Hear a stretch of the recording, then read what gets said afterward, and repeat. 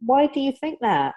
And just really relating to each other as people and going beyond that so that it works for everyone. Yeah. So I think, I was angry about that. I'm not as angry about that. I'm more open to having a conversation. Do you think that the way the world is going at the moment, where we are moving away from family, somebody's in Australia, somebody's in the UK, we're moving away from the people we grew up with, everyone's far flung. Community as we used to have it, in my childhood at least, where you knew everybody up the street and you could walk to school because you knew people along the way that would look out for you. At the age of 6, I used to walk to school on my own. That community doesn't really exist anymore. So do you think people cling to groups of what they think are the football community, a Facebook group community, a gang of people on the estate as a community? Do you think they're trying to find some way of belonging? I imagine so. And that's why they don't want to give up this, the ideals of the community that they're in. So if the community they end up kind of growing into from the age of 13 or 14, that maybe are into carrying knives, well, that's what we all do. So I'm going to stick with that because otherwise I'm out on my own and I'm not part. I think there are elements of that, but I also think that, the world, it's a funny place, the world at the moment. I used to think, I wish I was born in the 30s and then I would have been an adult in the 60s with free love and peace and all of that. Through a world war then. Or if I was born like 100 years from now and I'd be traveling to Mars or whatever, sci-fi kind of world. But I think, the world, there seems to be so much wrong with the world. But I also think there's a flip side of so much great things happening. Yeah.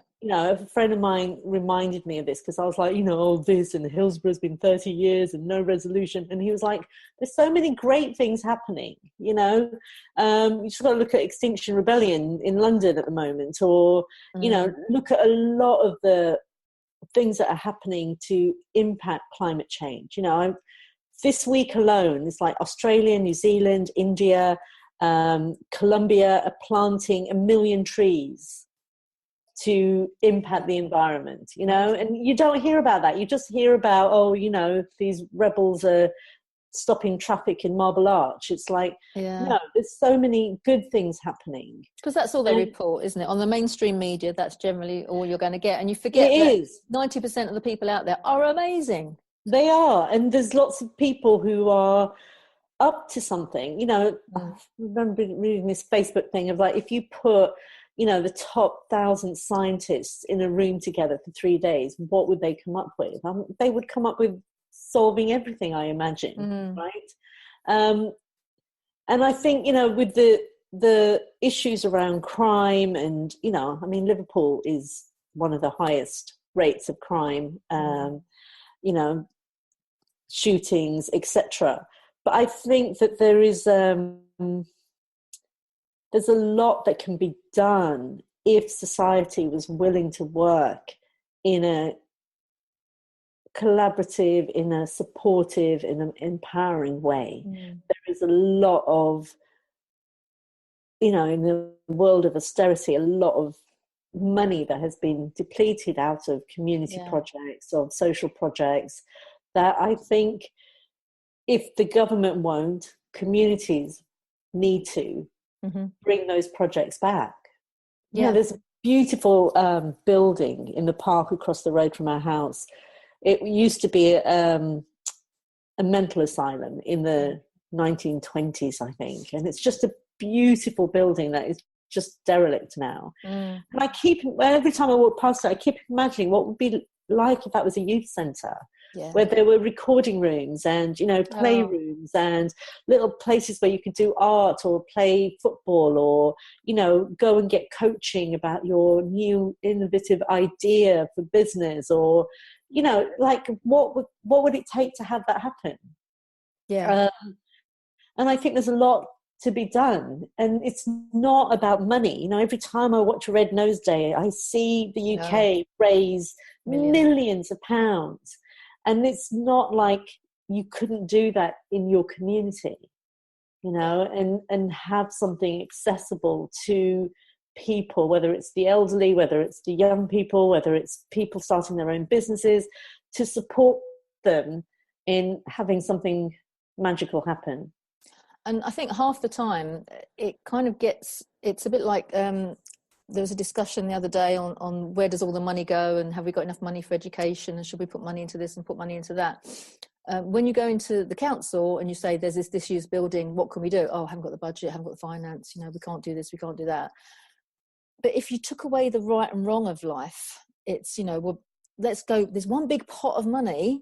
I'm sure somebody somewhere, it was a discussion around the House of Lords have asked for pensioners to give up their bus passes and TV licenses in order to allocate it to the younger generation so that they can be supported with apprenticeship schemes and learning schemes. And there's various different schools of thought about it, but it was like, you know, why don't they start from the beginning? Because, you know, if we're taking from the elderly to give to the young, well, why are we spending so much money? I mean, somebody used an example that there's so many £1 million being sent over to India as an example, and yet they've got their own space program. Well, maybe if they didn't put their money in a space program, we wouldn't have to send so much, so we wouldn't have to take the money off the OAPs. But that's not why they send money to India. No. There's what I'm saying. What the conversation around it was, forget those kind of details. We have a pot of money. And I think it's been the bureaucracy is the devil in the detail. Well, I always get a bit, that argument about sending money abroad is always coming up in question time or whatever. There is a backstory to why money is sent to places like Africa or India, which is that there is an exchange happening in the background. You know, they get their oil cheaper, they get their waste processed, or whatever it is, whatever deal they've got going on, I imagine. The issue for me is, you know, it's like the MPs have just had a pay rise. You know, they've got subsidised food and drink in the Houses of Parliament. They've just spent billions of pounds renovating the Houses of Parliament, which I understand. You know, they're spending millions of pounds. This is one of the things that gets me angry, is they're spending millions of pounds, all these local councils, chopping down trees and putting netting over trees to stop the birds, so that if the birds aren't mating or nesting there, then they can get rid of the trees and build. It's like, come on, you know, there is money. There was a time when, you know, as a student, the government paid for my degree. We're not doing that anymore. Where's that money gone? Yeah. But this is the point I'm making about bureaucracy, is that if we sort of started from scratch and goes, okay, we've got this many people in the UK, this is how much tax they're paying, these are the roads that we've got, I'm sure it's misallocated. And because it is misallocated. You know, there was a time we weren't paying poll tax, and now we pay poll tax. Where does that money go? Yeah. You know, there was a time when the bins were collected and the roads were swept. And, you know, it was World Transformation Day a couple of weeks ago.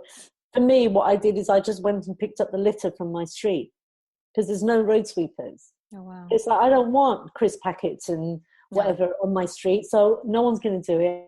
I'm going to do it. Yeah. And it's like, you know, what if we just did that? My mum always used to say, why do people do sponsored walks or sponsored, you know, table tennis or something? She says, why don't they do sponsored litter picks? Go and do something useful. Don't be sponsored for doing dancing for 24 hours. What's that all about? Go and do something that's going to actually make an impact.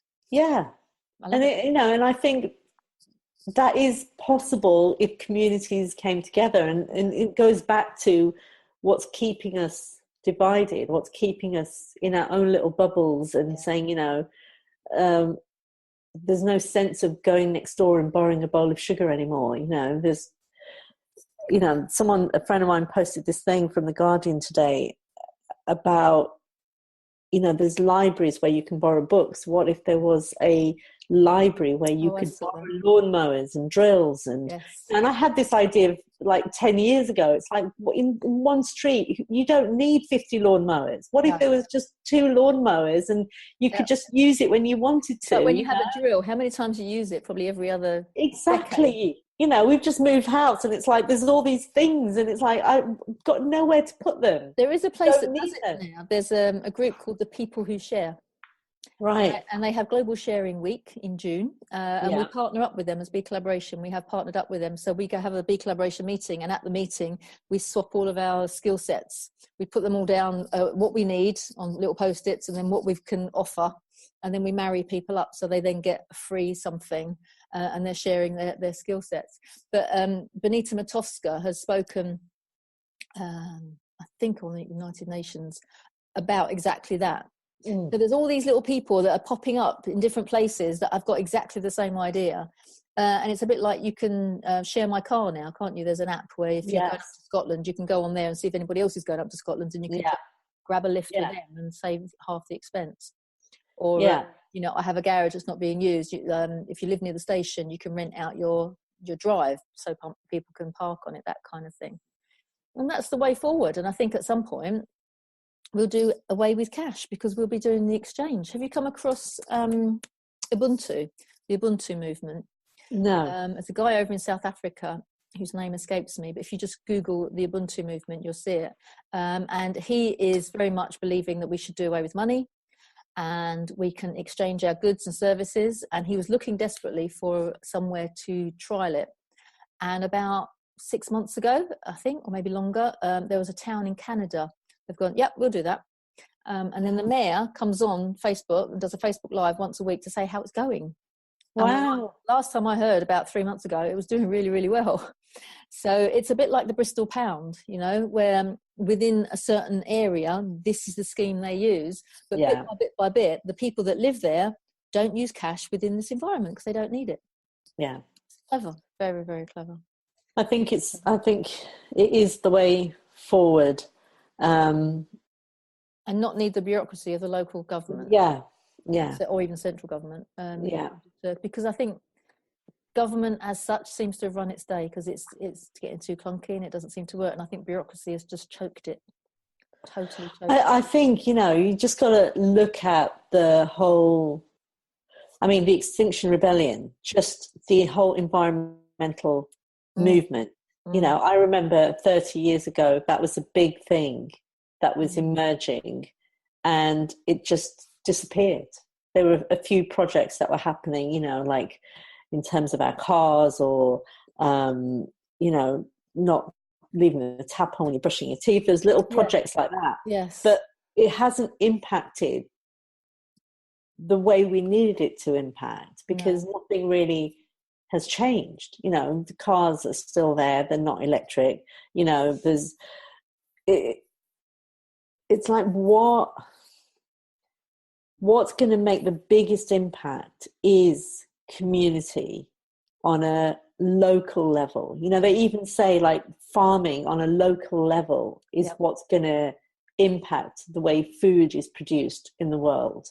And that is the way forward. And I think this whole idea of globalization and, you know, you're having your market accessible to the whole world has not worked. It may have worked for the few, but in terms of the planet and in terms of, you know, everything living on the planet, it hasn't worked, I don't think. No. And I think the way forward is a smaller scale, community-based projects, whether it's food, whether it's environment, whether it's community, whether it's education, is the way forward.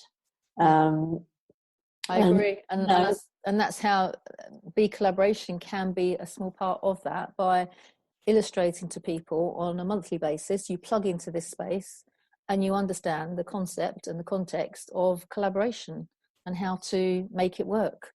Yeah, there's a friend of mine posted, he just did a TED Talk recently and written a book, and he was talking about, you know, in 2050, what would the education system be like? And he said it would be about teaching children the 4 C's, which is community, communication, collaboration, and I can't remember what the 4th one was. I like those. Yeah, right up my street.